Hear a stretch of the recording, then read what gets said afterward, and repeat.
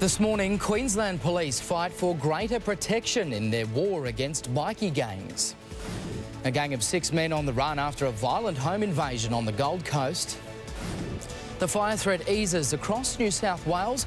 We'll have a live update from fire headquarters. And we're off and racing. Everything you need to know, from fashion to the forecast for tomorrow's Melbourne Cup.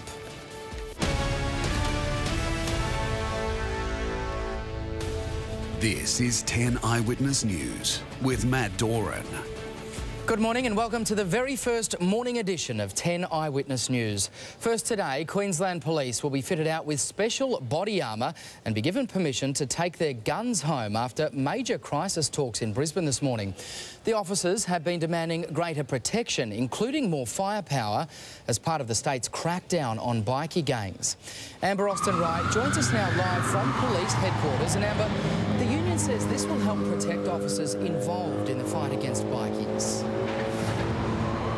Matt, the police union has been lobbying for greater protective measures so officers and their families feel safer during this bikie crackdown. Now, after meeting with the Police Minister Jack Dempsey this morning, officers will be given lightweight vests similar to those in Victoria. They'll also be able to take their guns home if approved and provided they have gun safes. Now, the police union president says this is a breakthrough after his requests were dismissed by the police commissioner. We know things are tense at the moment right across the state. Police are nervous, their families are nervous, and this is just some protection for the police. I welcome it. It's a very good decision. And in another sign of that tension, Premier Campbell Newman has received an increasing number of threats and even online campaigns against him and his family. Now, police are looking into a YouTube video posted by an activist claiming to be linked to an international group called Anonymous. Now, the Premier's home address and his personal mobile numbers have also been posted on social media sites by those protesting against his anti-bikie laws, Matt. Quite disturbing. All right, thanks to Amber Austin-Wright live for us there at police headquarters in Brisbane. The Australian Electoral Commission has admitted the West Australian Senate debacle is the biggest embarrassment in the history of the AEC.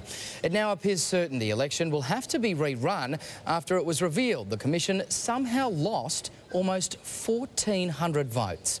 Stephen Spencer joins us now, and Stephen, the WA result will be officially declared today despite these missing votes. Matt, this has been nothing short of a disaster for the AEC, which has enjoyed a great reputation around the world for its conduct in running elections. What has gone wrong here is that in WA, the initial count for the Senate votes saw the final 2 spots go to the Labor Party and the Palmer United Party by as few as a dozen votes. Very, very tight. So tight they had to recount the entire state's 1.4 million votes. When they did, they came out with 2 final different candidates. Now, the Greens and the Sporting Party have won that. Then, to compound that, they discovered that 1,400 votes they'd counted the first time had gone missing. No idea where those votes have gone. This means this is all going to end up in the courts. Despite that, the Electoral Commission says it's got no choice but to officially declare the result today.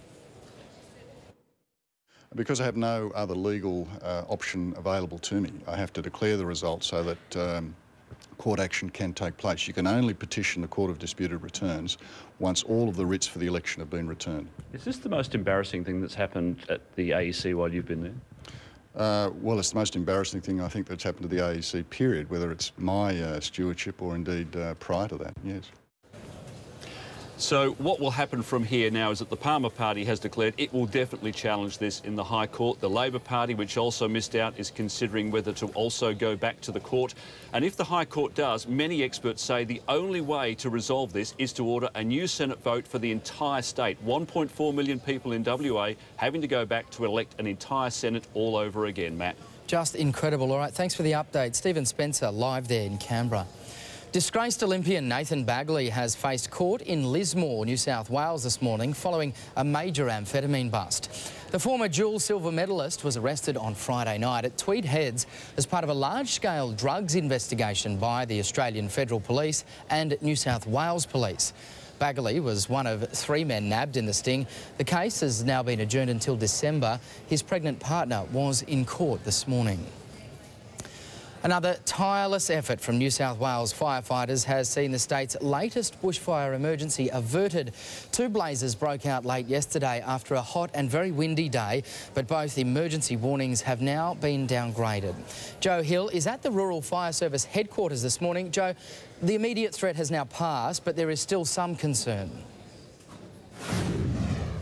There is, Matt. 2 of the fires in the Hawkesbury region, northwest of Sydney, actually broke containment lines overnight. They are the Howells Swamp and the Cluse fires. Now, at this stage, there isn't any threat to homes or properties, but crews are working very hard to put in fresh containment lines in an effort to keep these fires away from any properties they may impact on.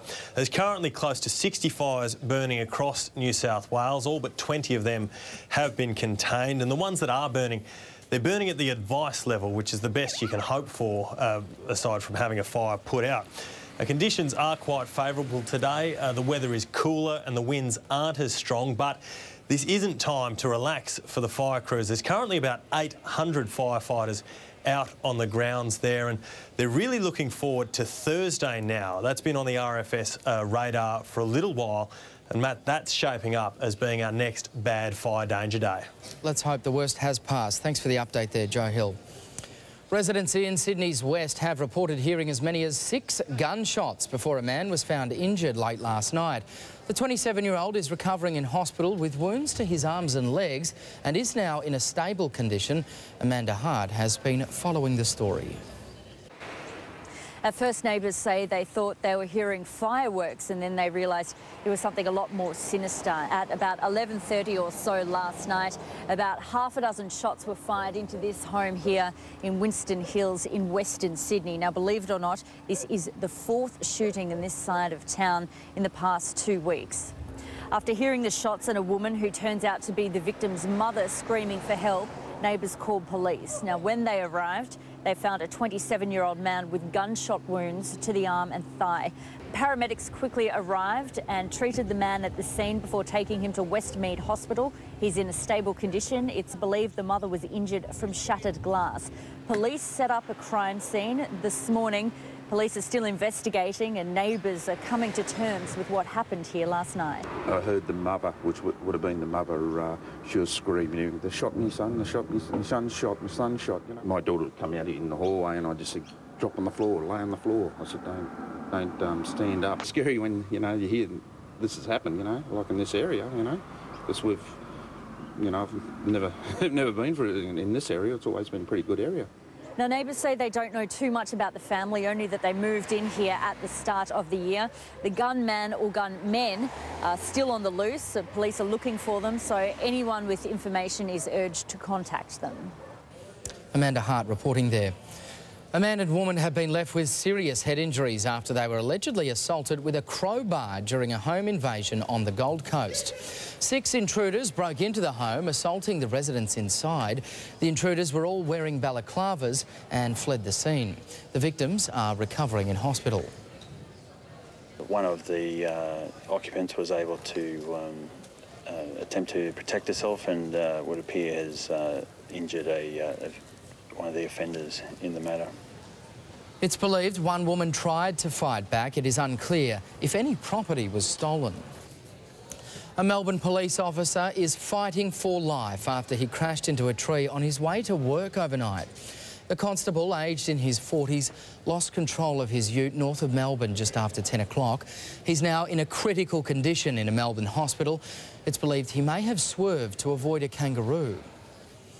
Well, with Melbourne in the grips of spring racing fever, the CBD has been shut down for the 30th annual Cup Parade. Thousands are expected to line the streets as racing identities carve their way through the city. Melanie Davies is there.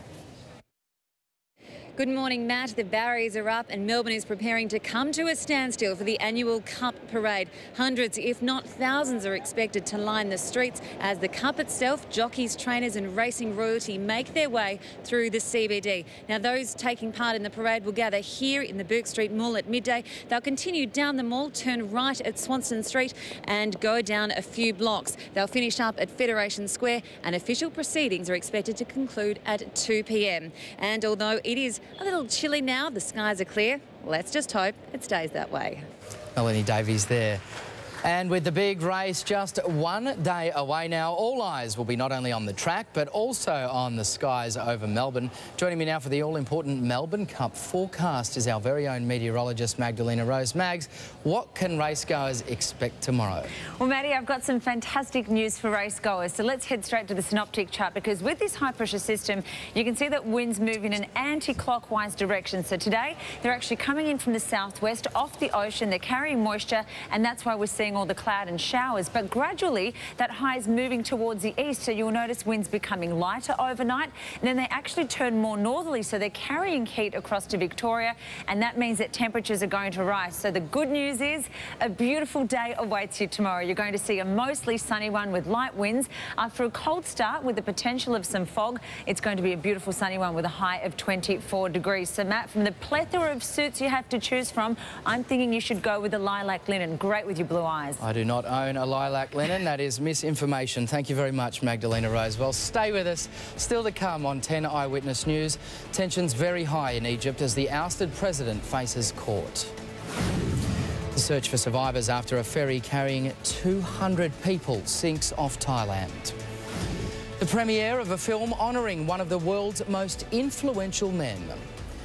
Plus, in sport, has Shane Watson's Ashes dream been kissed goodbye? We'll bring you the latest on his injured hamstring.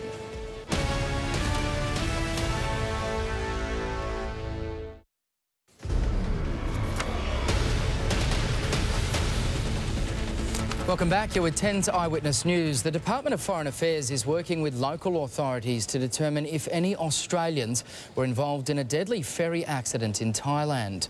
The ferry capsized off the popular seaside town of Pattaya in eastern Thailand. At least 6 people have died. There were reportedly 200 people, though, on board the boat. Rescue efforts are continuing, with authorities worried more passengers could still be trapped inside the vessel. Tensions are high in Egypt, with the trial of former Egyptian President Mohamed Morsi to begin today. The ousted president is due to appear in court alongside other senior members of the Muslim Brotherhood on charges of inciting violence. Now, it comes as US Secretary of State John Kerry calls for an end to all violence in Egypt in his first visit to the region since Morsi was ousted. 2 planes carrying a skydive group have collided mid-air in Wisconsin. Officials say they were flying together with a group of 9 skydivers for a tandem jump. Now, the planes were at 12,000 feet when one flew over the other, getting caught up in its turbulence and flipping. The wings were torn off one of the planes, and the pilot used an emergency parachute to land. All the skydivers were able to jump to safety. Survivors of a deadly stampede in Nigeria have begun leaving hospital. At least 24 people were killed and dozens more injured at an overcrowded church gathering. It's believed someone yelled fire, causing the panic. Authorities say the service was being held in an open space and they are used to dealing with such large crowds. Well, joining me now in a moment will be Scott McKinnon for a look at all the weather details. But ahead of that, we will have a look at Nelson Mandela's former wife, Winnie, who has given her seal of approval for the new biographical film of the anti-apartheid hero. Now, the movie is about her relationship with the former South African president and his fight for freedom. Rohit Kachru reports. She's the woman who knows him best. But he's come to understand Nelson Mandela rather well too. British star Idris Elba doesn't quite look the part, but he's won over the family of his subject with his portrayal. I tried to pay special attention to the characteristics that make him who he is, especially his presence. That's something that is hard to capture, and I think I did a good job. I don't know. And an honour. Yeah, absolutely. It's a massive honour. I have a beautiful wife. I have beautiful children. I want them to walk free in their own land. Many here say this should have been a role for a South African actor. The father of this nation falling in love before he was jailed and then released after 27 years. The romance of this movie is not with his current wife. This is Winnie's day. When she comes, you ask her for an interview, okay? But his former wife, Winnie Mandela. We should remember where we come from and that this freedom was hard-earned and that it was won at a very, very heavy price. But after 5 months of critical illness, this movie is difficult viewing for his family. Anxious to watch and see my family's story, particularly my grandmother and my grandfather, who's still ill and not doing so great. So for me, it's a bit like bittersweet. And for the stars, this is not just any story. Nelson Mandela, not just any man. Of course, the man who matters most of all is too sick to be here. But one member of his family said that watching parts of this movie was like seeing him at full strength again. But the toughest critiques might be ahead from the South African public. For this story is theirs. Rohit Katru, 10 Eyewitness News. Well, joining me now for a look at all the sporting headlines is Scott McKinnon. And Scott, Shane Watson is confident he is going to play in the first Ashes test. Yeah, let's hope so. He has 17 days to get fit after injuring his hamstring in India. The Aussie all-rounder arrived home this morning and hasn't given up hope on his Ashes dream. It would have been nice to be able to get home without having any niggles, but in the end it'll give me a week or two to be able to hopefully freshen up, go and ready to go for the first test. Yeah, run machine George Bailey also hopes to be there in Brisbane. We'll hear from him a little later in the Bulletin. German Sebastian Vettel has made it 7 straight wins after taking the checkered flag at the Abu Dhabi Grand Prix. Pole sitter Mark Webber had another poor start and had to settle for second place behind his Red Bull teammate. And there was no joy either for Aussie Sam Stosur, who lost to Simona Halep in a final for the second week running. The Romanian taking out the Tournament of Champions in 3 sets. And Matt will be back a little later in sport with a Melbourne Cup preview. Just one sleep. Very much looking forward to it. Hopefully you can find the viewers a winner too, Scotty. Let's hope so. Let's hope so, thanks. Well, joining us now for an update on all the weather details is our meteorologist, Magdalena Rose. And Mags, we've had some pretty cool temperatures across parts of southeastern Australia. After some hot weather, Maddie, we've had this cold front crossing. It's now in the Tasman and it's delivered some very, very cold air. In fact, you'll notice it with the speckled cloud here. That's the cold air mass that's making its way across the southeast, sending the temperatures plummeting, but also delivering some very strong winds. And they're continuing across the New South Wales coast today. At the moment across Sydney, we're seeing gusts of around 50 kilometres an hour, so there's real chill in the air. We're also seeing very isolated showers over southern Victoria and southwest Tassie, but apart from that, most parts of the country are dry, except for the west, where a trough is delivering some showers and thunderstorms to areas including Perth with a high of 32 degrees. Sunny skies for Adelaide with 24.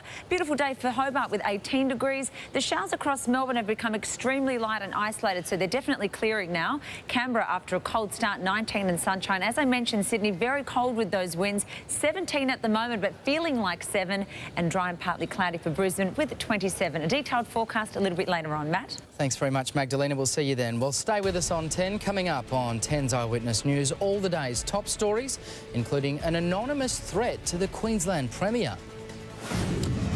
The countdown is on. We check in on the preparations for the Commonwealth Games in Glasgow.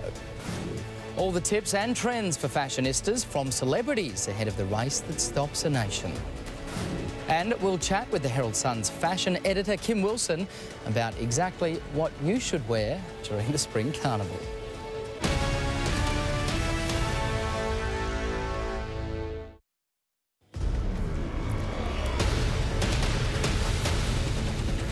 Welcome back. In 9 months, Aussie athletes will be celebrating at the closing ceremony of the Glasgow Commonwealth Games. Organisers are hoping to put the Commonwealth Games legacy back on track after the chaotic experience of Delhi. Europe correspondent Ben Lewis has been checking on their progress. Scotland will be on show, and according to Games bosses, Glasgow's ready to go. right across the board, we feel really good about how we're coming together. There's lots of work to do, of course, but so far, so good. Hampden Park will host the athletics. I mean, we're walking down where it'll be the 100-metre straight for the athletics at the moment, but you're standing in the middle of Scotland's National Football Stadium. Now, so essentially, the track's going to be above our heads, isn't it? And just about your head height. You're a bit taller than me, so yeah. the first few rows of seats will be covered to fit the track in. Track cycling will take place at the Sir Chris Hoy Velodrome. The Scottish superstar has a permanent locker at the venue. One of Europe's most iconic sporting venues, Celtic Park, will host the opening ceremony, while down by the River Clyde, the striking Hydro building will be home to gymnastics and netball finals. Perhaps the most spectacular venue will be the Lawn Bowl Stadium, built on existing greens at Kelvin Grove with a stunning view of the city's university on top of a nearby hill. The main reason Glasgow's been able to avoid any Delhi-style disasters is its proud sporting heritage. The city already has 3 stadiums which seat 50,000 people or more. Organisers say they were ready to hold the games months ago. Venues in India were only completed days before competition started and crowds were disappointing. Glasgow bosses say they know it's up to them to get the Commonwealth Games legacy back on track. It's important to make sure that the brand stays strong and that people have trust and people have confidence, in particular the athletes, have confidence that we will give them an environment where they can do their best. And if a seat's not needed for an operational purpose, we get it on sale and we get somebody from the public sitting in it. In Glasgow, Ben Lewis, 10 Eyewitness News. Well, fillies and fashion, of course, go hand in hand, and with just one sleep until the race that stops the nation, fashionistas are gearing up to parade bold, colourful and eye-catching outfits. Melanie Davies asked local and international celebrities for some tips in the lead-up to the Melbourne Cup. The fashion stakes are high during Cup Carnival, so we asked celebrities for some advice. Fashion tips? Be as comfortable as you can within reason, I guess. I don't know. You always look stunning. How do you select an outfit? Oh, well, I had some terrific help today, actually. I worked for the first time with Matthew Salem and Kerry Stanley for my hats. Ooh, do's and don'ts. Well, personally, you know, I just try to inject a bit of my personality into my outfit. Stick to tradition with black and white, Derby Day, a bit of colour on top, and Oaks Day is a bit more feminine. Is there such a thing as a dress too short for the races? Yes, definitely. I've seen 1 or 2 so far that I'd say maybe for the races, you know, could be a little bit more PG rated. Over the 4 big race days, thousands parade local and international creations. So actually, we're not call it a headband, it's more like